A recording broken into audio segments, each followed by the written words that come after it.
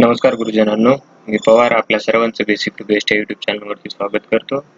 तर आज आपण आपल्या चालू घडामोडी या विषयाच्या अभ्यासासंदर्भात आजचा दैनिक अंक लोकसत्ता याविषयी सविस्तरपणे चर्चा करणार आहोत.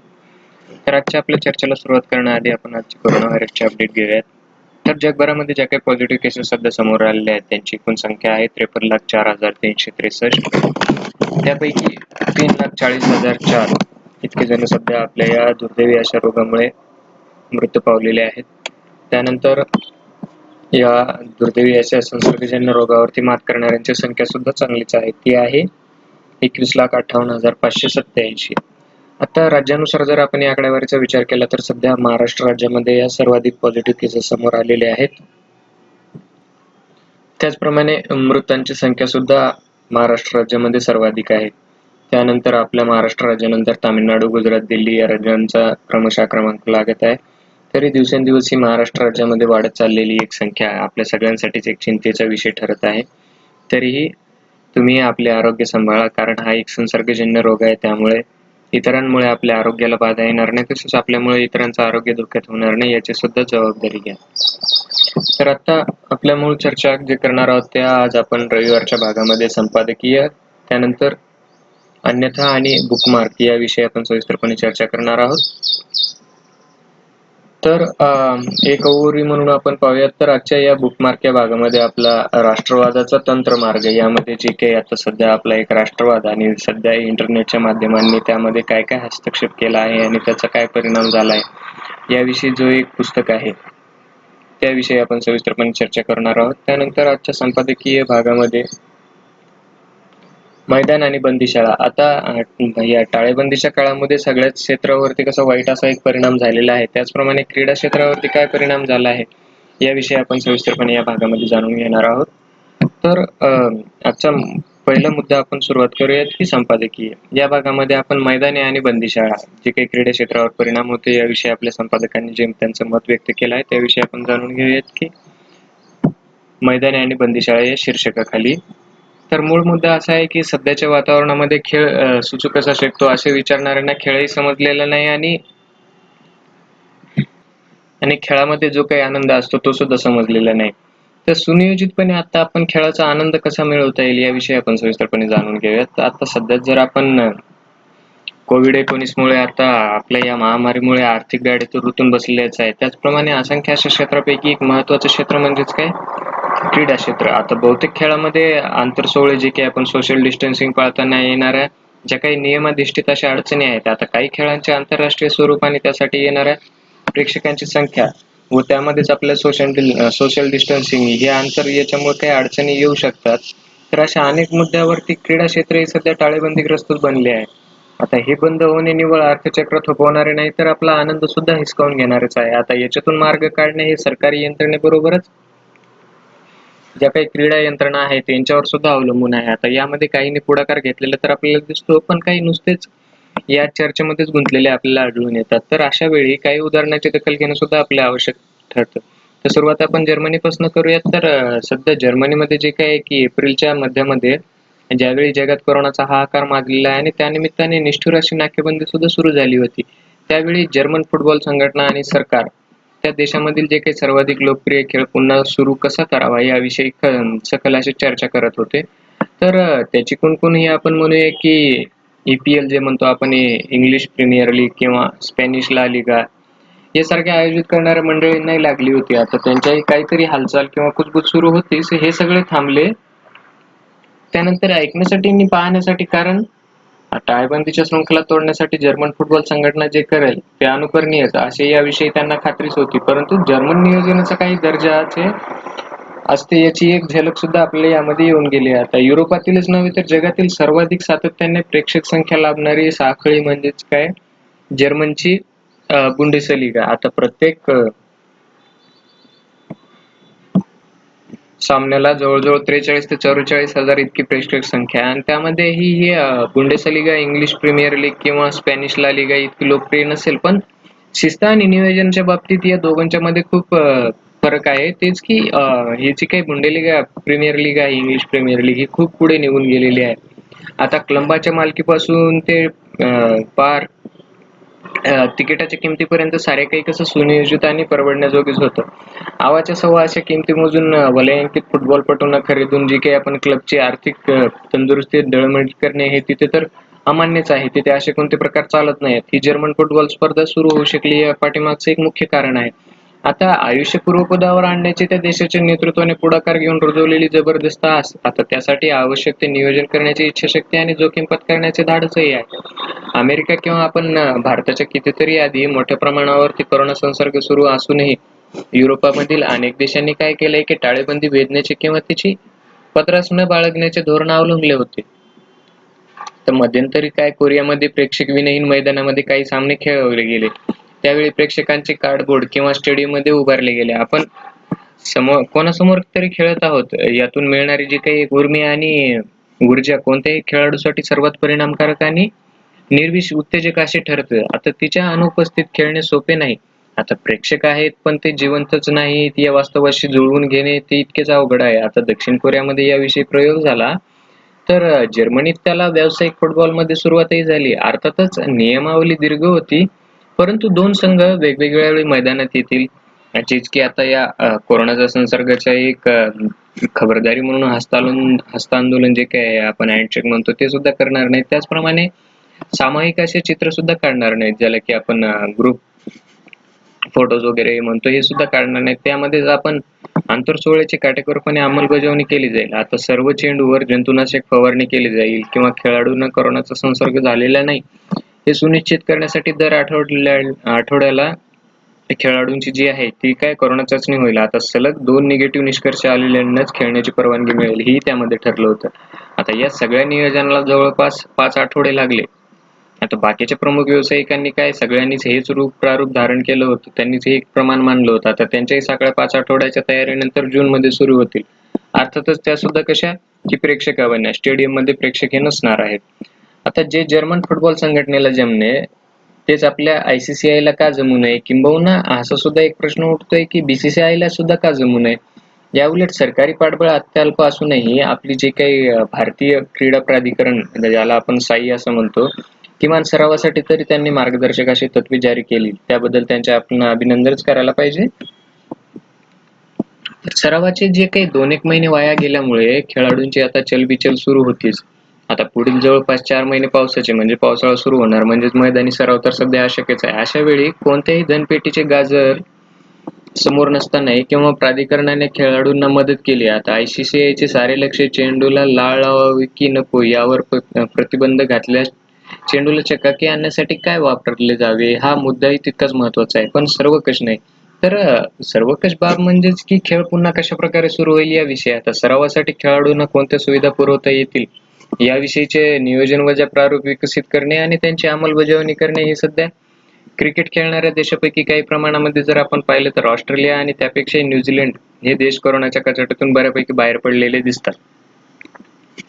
आता तेथे काही सुरू करता येईल का याविषयी ICCI ने चाचपणी देखील केल्याचे आपल्याला ऐकवीत नाही किंवा आपल्या दृष्टिक्षेपात अजून आले नाही. भविष्यात पहिला जो काही आंतरराष्ट्रीय क्रिकेट सामना कसा असेल आणि कशा प्रकारे खेळवला जाईल याविषयी ICCI ने अद्याप सुद्धा आपल्याला काही जाहीर केलेले नाहीये. तर या क्षणी वैयक्तिक पातळीवर जे काही क्रिकेटपटू आणि क्रिकेट बोर्डाच्या पदाधिकाऱ्यांमध्ये याविषयी चर्चा सुरू आहे. आता उदाहरणादाखल बघायचं तर भारताविरुद्धची मालिका बंद मैदानात प्रेक्षकांविना कशी सुरू करता येईल याविषयी मंथन ऑस्ट्रेलियामध्ये सुरू झाले आहे. तर भारताच्या बाबतीत BCCI ने जे काही याविषयी पुढाकार घेतलेला नाही, पण ते समजण्यासारखे आहे. आता एकंदर भारतात टाळेबंदीला इतर सर्व बाबींच्या तुलनेमध्ये प्राधान्य दिले गेले आहे. अशा परिस्थितीत क्रिकेट सुरू करण्याविषयी चर्चा कदाचित BCCI ला कशी एक शिष्टसंमत वाटत नसावी. तरी सुद्धा दुसरी महत्त्वाची बाब अशी आहे की IPL ही BCCI ची जी काही सर्वात धनाढ्य अशी स्पर्धा सुरू करायची तर त्यासाठी परदेशी क्रिकेटपटूंना आमंत्रित तर करावे लागणार. आताच्या सध्याच्या परिस्थितीत जे जवळपास अशक्यच आहे.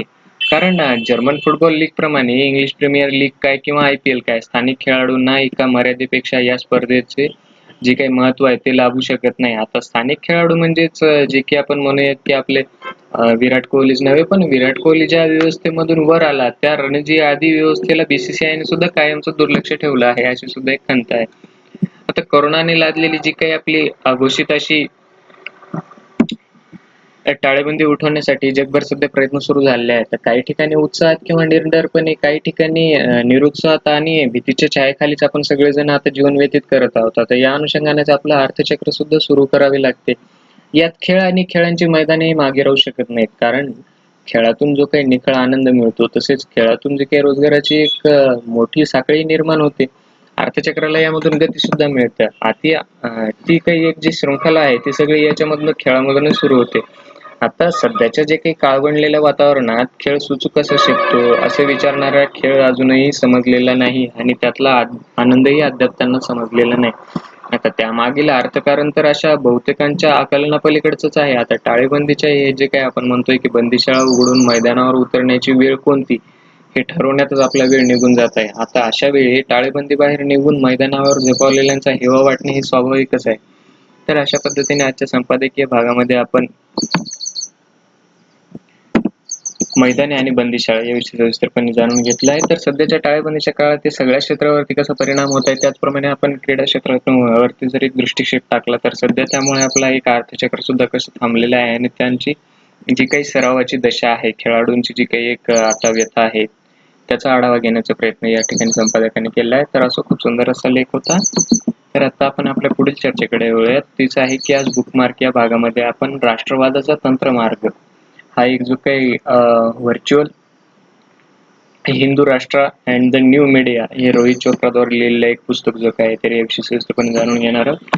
तर आपल्या अभ्यासाच्या दृष्टिकोनातून हा विषय सुद्धा खूप महत्त्वाचा आहे की राष्ट्रवादाचा तंत्रमार्ग यावरती आपल्याला जो काही निबंध म्हणा किंवा एसे रायटिंग मध्ये सुद्धा खूप महत्त्वाचा असा विषय आहे. तर याविषयी आपण सविस्तरपणे जाणून घेऊयात. लक्षपूर्वक फक्त ऐकावं अशीच एक अपेक्षा करतो. तर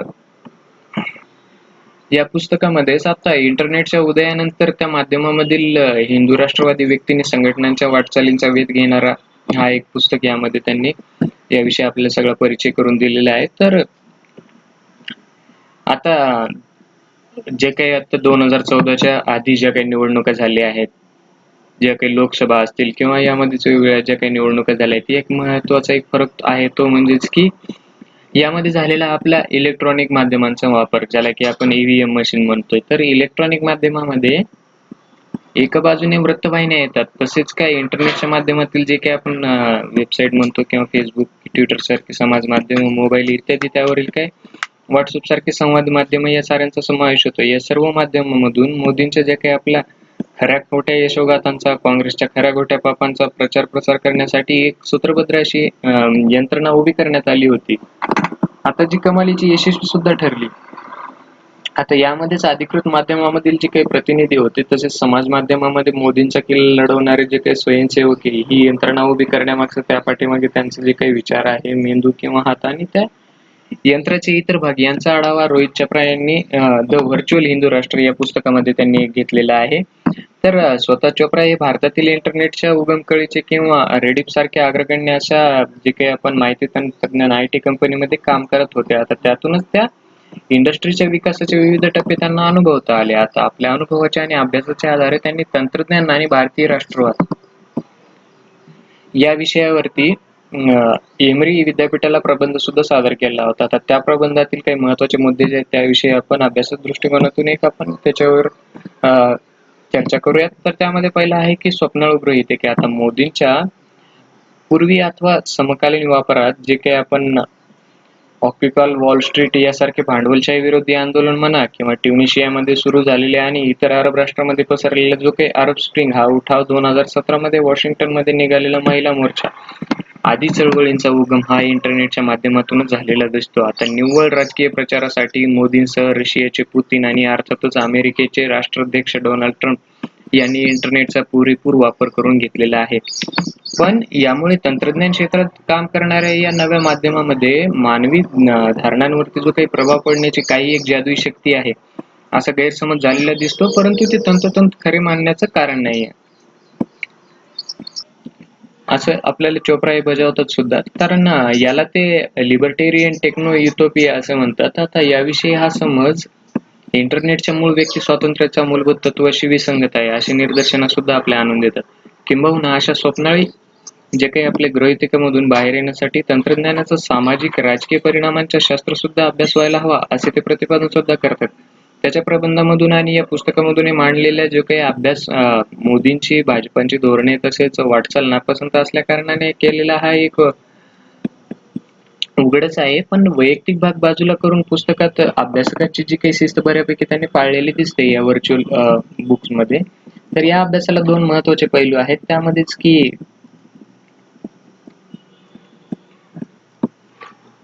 पहिला महत्वाचा पैलू आहे तो म्हणजेच की एकूणच हिंदू राष्ट्रवादाचा इतिहास, त्याची लक्षणे आणि अनुषंगे. आता दुसरा जो काही पैलू आहे तो इंटरनेटच्या उदयानंतर त्या माध्यमामधील जो काही हिंदू राष्ट्रवादी व्यक्तींनी संघटनांची वाटचाल. आता चोप्रा यांनी इंटरनेट माध्यमामधील आणि त्यापूर्वीचे हिंदू राष्ट्रवादी जे काही व्यापक हिंदू प्रोजेक्टचा भाग आहेत त्यांना हिंदू उजवे किंवा हिंदू राईट्स अशी संज्ञा वापरलेली आहे आणि मराठीमध्ये आपण यास हिंदू अस्मितावादी असं म्हणतो.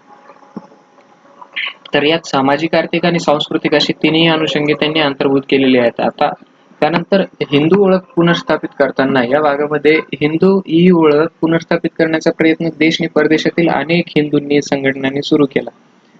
आता त्यात एका बाजूने जी काही ज्ञानाची मक्तेदारी पाश्चात्याकडून हिसकावून घेण्यासाठी अर्वाचीन पाश्चात्य ज्ञान जे काही मूळ भारतीयच होते हे ठसवून सांगत असताना दुसरीकडे आपण उलट दिशेने नासाजे सारख्या जे काही पाश्चात्य ज्ञानाच्या प्रतिकाकरवी त्याला पाठिंबा मिळाल्याचे दावे असे दुहेरी आणि परस्पर विरोधी आपल्याला भासणारे प्रयत्न सुद्धा केले जातात.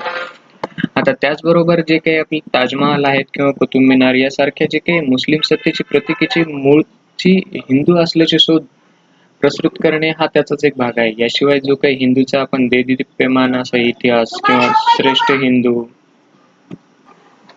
संस्कृतीचे जे काही डिडीम किंवा कॅन्सर मुक्तीपासून तंत्रज्ञानापर्यंत सर्व क्षेत्रामध्ये असलेलं आपलं श्रेष्ठत्व, त्याचबद्दल काय की पाश्चात्याबद्दलचा राग आणि त्याची आमचे ज्ञान पाळून आपले म्हणून खपवल्याचे जे काही दावे, त्याचप्रमाणे भारत हा सांस्कृतिक दृष्ट्या हिंदू असल्याचे आग्रही प्रतिपादन ही त्याची अन्य लक्षणे यामध्ये आहेत.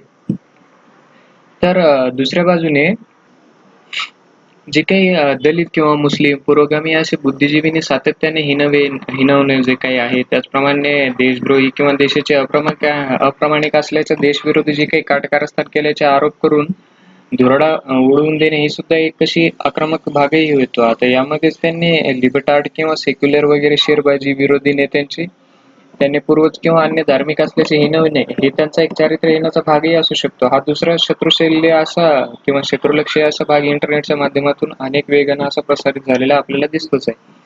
आता हिंदू राष्ट्रवादाचे जे काही इंटरनेट अवताराची तुलना चोप्रा यांनी ब्रिटनमधील जे काही गोऱ्या कॉकेशियन राष्ट्रवादी यांच्याशी, त्याचप्रमाणे अमेरिकी राष्ट्रवादाशी आणि अगदी भारताशी निगडीत असलेला आज जो काही प्रभावित झालेला आपण काश्मीरी आणि शीख राष्ट्रवादाच्या इतिहासाशी करत आपल्या अभ्यासाला तुलनात्मक विचाराची जी काही पार्श्वभूमी आहे ती उपलब्ध करून दिलेली आहे.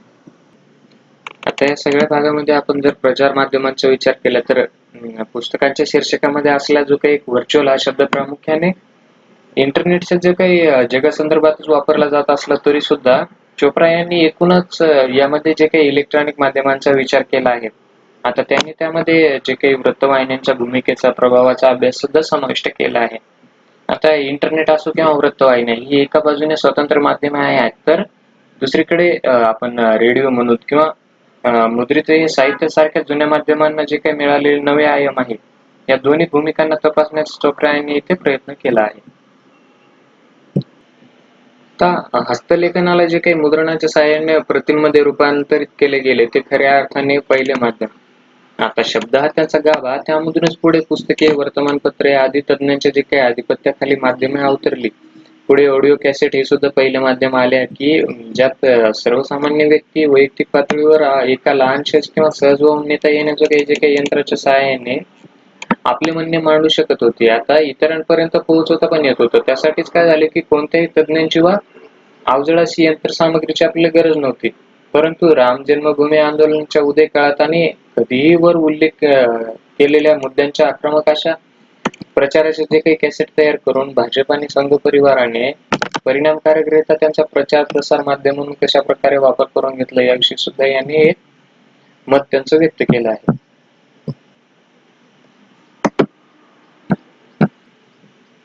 आता ज्याप्रमाणे आपण हे ऑडिओ कॅसेटचा वापर आपण भाषण किंवा प्रचार साहित्याच्या प्रचारासाठी केला गेला, त्याचप्रमाणे मनोरंजन माध्यमांचाही वापर केला गेला. आता सध्या टाळेबंदीच्या काळात पुनर्प्रसारित झालेले जे काही रामायण या मालिकेने दूरदर्शनवर तोवर असलेले जे काही अधार्मिक कार्यक्रमांचा संकेत मोडून नवा असा पायंडाच घातला होता. मग प्रामुख्याने काय झालं की खाजगी वाहिन्यांना सुद्धा आपल्या उदयानंतर नफा हे एकमेव उद्दिष्ट असलेल्या वाहिन्यांनी धार्मिक, पौराणिक म्हणा किंवा पारंपरिक मालिकांचा धडाकाच लावला होता. यातही हिंदू राष्ट्रवादाचा जो काही हिंदू ही ओळख ठळक करण्याचा जे काही यांनी प्रयत्न केला आहे, त्यामध्ये सुद्धा अप्रत्यक्ष असा सहभाग त्यांचा होताच. आता त्यानंतर वेब 1.0 आणि वेब 2.0 यामध्ये की यानंतर जे काही आलेलं आहे इंटरनेटच्या इतिहासाचे वेब 1.0 आणि वेब 2.0 असे दोन भाग चोप्रा यांनी कल्पिलेले आहेत. आता यामध्ये पहिल्या प्रकारात जे की संकेतस्थळ आणि दोन व्यक्तीमधील थेट संवाद प्रस्थापित करणारे जे काही आपले मेसेंजर असतील किंवा ईमेल आदी माध्यमे सुद्धा येतात. तर दुसऱ्या प्रकारामध्ये जे काही समाज माध्यमांचा समावेश होतो. आता पहिला भाग हा केवळ माहितीशी निगडीत आहे, जे की आपण ईमेल किंवा मेसेंजर म्हणतो आणि इथे व्यक्तींना या माहितीच्या स्रोताकडे यावे लागेल. तर दुसरा भाग जो आहे तो इंटरनेट, ऑनलाईन संवाद आणि माहिती निर्मितीचा आहे. या सगळ्या दुसऱ्या प्रकारामध्ये जे काही तज्ञांची संधी मोडत निघून सर्वसामान्य व्यक्ती मजकूर किंवा ज्ञान माहिती यांची निर्मिती करतात किंवा त्याची देवाणघेवाण करू शकतात. तर तिची व्याप्ती कित्येक पट ही अधिक आहे. शिवाय ही माध्यमे कसं मोबाईल सारख्या नव्या तंत्रज्ञानाच्या माध्यमामधून व्यक्तीपर्यंत आपल्याला पोहोचवता येऊ शकतात, एका व्यक्तीकडून दुसऱ्या व्यक्तीपर्यंत. तर यामध्येच आपण जे म्हणतोय की सध्या वापरत असलेल्या WhatsApp सारख्या अनियंत्रित माध्यमातून सुद्धा सिद्ध करता येणारे आणि दावे सुरक्षित आहेत किंवा संवादाच्या माध्यमातून पसरवता येतात, हे सुद्धा एक माध्यमांच्या जाळ्यांचे जाळे आहे असे चोप्रा हे म्हणतात. तर यातील प्रसारणावर जे काही चित्रपट व नाटक यासारख्या माध्यमांवरती असलेली कोणतीही बंधने किंवा नियंत्रणे हे नसतात. त्यामुळे काय आहे की हे माध्यम जे आहे प्रचारासाठी आपल्या राजकीय पक्षालाही अत्यंत उपयुक्त असे ठरत असतात. त्यामध्येच काय की जे काही आपण हिंदू उजवी या माध्यमांचा वापर पुरेपूर करून घेतात. हे माध्यमे कसे सर्वसाधारणपणे जुन्या काळातील ऑडिओ कॅसेट सारखेच आहेत. आता यामधूनच त्यांनी जे एक पुढील लेख लिहिला आहे तो काही संवादातून हिंसेकडे. यामध्ये त्यांनी असं मत व्यक्त केलं आहे की इंटरनेटवरील जो काही संवाद आणि देवाणघेवाणीमधून विसंवाद आणि सामाजिक तणाव अधिक निर्माण होतो का, याविषयी सुद्धा एक प्रश्नचिन्ह निर्माण आहे. तर व्यक्ती आणि गटांना बांधिलकी निर्माण करण्यास कितपत सहाय्यभूत ठरतो, यातूनच काय होते की विशिष्ट अशी विचारसरणी आणि विशेषतः राजकीय विचारसरणीचे जे काही प्रक्षेपण करणे शक्य होते का, हा सुद्धा एक प्रश्नचिन्ह आहे. तर यामधून जे काही होत असलेला असा कृत्रिमरित्या निर्माण केलेला जो काही प्रभाव दीर्घकाळ राहतो की तात्कालीनच आहे, या अशा अभ्यासादरम्यान जे काही नव्या चौकटी आणि नवे दृष्टिकोन भाषा निर्माण होतात का, आणि इंटरनेट विश्वाला समोर ठेवून केलेला जो काही अभ्यासातून काढलेला निष्कर्ष हा बाहेरील वास्तविक जगाला लागू करता येईल का, या सगळ्या प्रश्नांना समोर ठेवून चोप्रा यांनी जी काही अभ्यासाची मांडणी केली आहे. किंबहुना असं म्हणता येईल की त्यांच्या पुस्तकातील प्रत्येक प्रकरण हे अशा प्रश्नांच्या जे काही गटाला समोर ठेवूनच गुंफलेलं आहे. आता भारतातील राजकीय संघर्ष आहे एका बाजूने सेक्युलरिझम जे की म्हणतो आपण समर्थकांचे, तर काँग्रेस अथवा आपचे समर्थक, त्याचप्रमाणे पुरोगामी यांची भारतीय समाज व राज्य याबद्दलची कल्पना, आणि हिंदू राष्ट्रवादी किंवा जे मोदी समर्थक यांची कल्पना सुद्धा यांच्यामध्ये आहे. असे चोप्रा यांचं म्हणणं आहे की अशा विविध मुद्द्यांचा उहापोह करताना ते अमेरिका किंवा जे काही पाश्चात्य जगामधील अशाच समांतर मुद्द्यांचा उल्लेख सुद्धा करतात. आता अमेरिका, ब्रिटन आणि भारत या तीनही ठिकाणी नेता समर्थक आणि इंटरनेट सैनिक या शाब्दिक अशा आक्रमकपणा वास्तविक जगाला हिंसेला उत्तेजन देतो. भारतात तर धर्म, वर्ग, जात, सामाजिक पंथ यांच्या विषमतेतून हिंसा कशी जिरवता आणि त्यामधून घडणारे जे काही मन बधीर करणाऱ्या अशा घटनांनी आपल्याला वृत्तपत्राची पाने भरलेली दिसतातच. आता यामध्ये जी आख्याकाची हत्या जी असेल किंवा दलितांना जाहीरपणे फटके देणे, गोमांस असल्यास गायींना जे काही आपण खाटकाकडे नेणे, या असले जे काही प्रकरणाच्या संशयावरून मारहाण म्हणा किंवा हत्या आदी घटनांमध्ये बळी पडणारे प्रामुख्याने मुस्लिम, दलित व निम्नवर्गीय दिसतात. पण हे मुद्दे मांडत असताना या प्रचाराला भारतीय नागरिक किंवा हिंदू अनुकूल होत गेले यामागची कारणे तपासताना चोप्रा यांनी यापूर्वीच्या काँग्रेस शासनाच्या जे काही धोरणाचा आणि चुकांचा आढावा सुद्धा यामध्ये घेतलेला आहे. आता भाजपला जे काही आपलं प्रसार माध्यमांचं महत्व हे विरोधकाच्या आधी ओळखल्याचा फायदा मिळाला हे खरंच आहे. पण केवळ प्रथम प्रवेशाचा फायदा पुरेसा होतो का, हा सुद्धा एक प्रश्न आहे. आज मोदी सरकार राजकारणामध्ये जे काही हिंदू राष्ट्रवादी इंटरनेटवरील राजकारण आणि समाजकारणामध्ये आपापल्या प्रतिस्पर्धापेक्षा काही योजनाने पुढे दिसतात. ते कसे? तर हा प्रश्न एक आपण म्हणूया की इथे कळीचाच मुद्दा ठरत आहे आणि चोप्रा यांनी त्याचा वेध घेण्याच्या दृष्टीने पुढील जे काही विवेचन उलगडले केले आहे त्यामध्येच इंटरनेट उदयानंतर जे काही खाजगी सार्वजनिक आणि राजकीय संवादामध्ये झालेले लक्षणीय बदल आणि त्याचप्रमाणे भारतीय राजकारण आणि समाज यांच्यामध्ये झालेली जी काही एक उलथापालथ आहे यांचा वेध घेतलेला आहे. आता मोदींचे जे काही सामाजिक राजकीय किंवा विजयामागची कोणती यंत्रणा होती त्यामध्ये सहभागी जे काही प्रमुख व्यक्ती यांनी कोणती भूमिका निभावल्या होत्या यांचे विस्तृत असं विवेचन सुद्धा त्यांनी या भागामध्ये केलेलं आहे. आता त्या अनुषंगाने जर पाहायचं झालं तर मिस कॉल अभियान या योजनेविषयी त्यांनी उहापोह केलेला आहे. तर या साऱ्या यंत्रणांचे जे काही उभारणी मागे राजेश जैन या उद्योगपतींची प्रमुख भूमिका होती असं त्यांनी इथे उल्लेख केलेला आहे. तर जैन हे वैचारिकदृष्ट्या उजवे म्हणता येणार नाहीत पण तत्कालीन काँग्रेस सरकारची जी काही लोककल्याणकारी धोरणे ही देशाच्या आर्थिक प्रगतीला मारक आहेत असं जैन यांचं मत होतं. तर मोदी यांचे जे काही तथाकथित गुजरात मॉडेल पाहता त्यांनी आपले वजन मोदीच्या पारड्यात टाकले. आता त्यांनी प्रथम डीजी सेंट्रल नावाची कंपनी स्थापित करून तिच्या अंतर्गत काही वेबसाईट किंवा संकेतस्थळही चालू केली. आता जैन यांनी जे काही हरियाणा हफिंग्टन हे जे काही यांचं प्रसारमाध्यमच्या स्वरूपामध्ये त्यांनी राबवलं होतं. एकतर इंटरनेट हे माध्यम नवा उद्योग उभारी करण्याच्या दृष्टीने कसं कमी खर्चिक त्यामध्येच तज्ञ माध्यमकर्मींना जर बाजूला सारून हौशी लेखकांना जागा दिली की आपलं नाव छापण्याच्या उद्देशामधून तेच काय करतात फुकट काही मजकूर किंवा लेख लिहिण्यास सुद्धा तयार होत असतात. यातूनच हे संकेतस्थळ किमान खर्चात चालवता येतात. आता हिंदू प्रोजेक्टचे जे काही स्वयंसेवक अशा खरे तर त्यांच्यासाठी निर्माण केलेल्या व्यासपीठांचा फायदा न उठवतील तर आपल्याला एक नवलच मानावं लागेल. पण हे राजेश जैन यांचं याहूनही मोठं योगदान म्हणजेच काय की मिस कॉल अभियान. आता इंडिया अगेन्स्ट करप्शन या कार्यक्रमाअंतर्गत काय झालं होतं की अण्णा हजारे यांनी केलेल्या जो काही भ्रष्टाचार विरोधी उपासनाची इंटरनेटवरील जी काही संपूर्ण बाजू जैन यांनी सांभाळली होती. आता पैसे खर्च न करता आपल्याला पाठिंबा द्या, एक मिस कॉल द्या असा प्रचार त्यांनी केला होता. आता यामधूनच काय झालं की त्या फोन क्रमांकाच्या आधारे त्यांच्या मालकांचा पाठिंबा आंदोलनाला आहे असा दावा तर ते करत येत होते आणि करता येतच.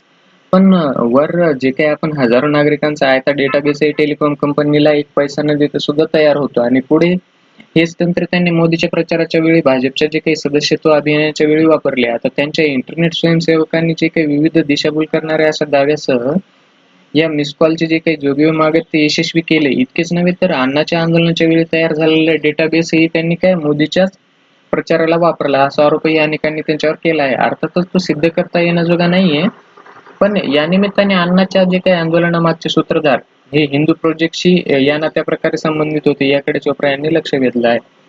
आता त्यांच्या भाषेत हिंदू उजवे किंवा जे काही आपण हिंदू अस्मितावादी जे काही म्हणतो याच्या हिंदू राष्ट्रवादाच्या या ऑनलाईन प्रोजेक्टचा असा सांगोपांग आढावा घेत असताना काही त्रुटीही आपल्याला राहून गेलेल्या दिसतात. यामध्येच की मोदी पूर्व इंटरनेट पूर्व हिंदू राष्ट्रवादाच्या इतिहासामध्ये हिंदू महासभेचा उल्लेख नाही केलेला त्यांनी यामध्येच कुठल्याच प्रकारे. त्याचप्रमाणे सावरकरांच्या जे काही हिंदुत्व या पुस्तिकेच्या आधारे हिंदुत्वाची ओळख निर्माण केली गेली असा जर उल्लेख केला असला तरी त्याची कारणमीमांसा त्यांनी यामध्ये सुद्धा केलेली आपल्याला आढळून येत नाही. आता राष्ट्रीय स्वयंसेवक संघाने जे काही वास्तव जगात निर्माण केलेल्या या संघटनात्मक जाळ्याचा वेध घेणे तर सोडाच पण उल्लेखही चोप्रा यांनी याविषयी काही केलेलं नाही राष्ट्रीय स्वयंसेवक संघाचा. तर अशा पद्धतीने आपण आजच्या या भागामध्ये राष्ट्रवादाचा तंत्रमार्ग याविषयी सविस्तरपणे चर्चा केली आहे. हा जो काही पुस्तक आहे आपला रोहित चोप्रा यांनी प्रकाशित केलेला लेखन केलेलं आहे की व्हर्च्युअल हिंदू राष्ट्र. तर याविषयी आपण सविस्तरपणे चर्चा केली आहे. तर आपल्या अभ्यासाच्या दृष्टिकोनातून सुद्धा काही महत्त्वाचे मुद्दे यामध्ये आलेले आहेत त्याविषयी आपण सविस्तरपणे चर्चा केली आहे. तर अशी आशा करतो की आजची चर्चा तुम्हाला नक्कीच आवडली असेल.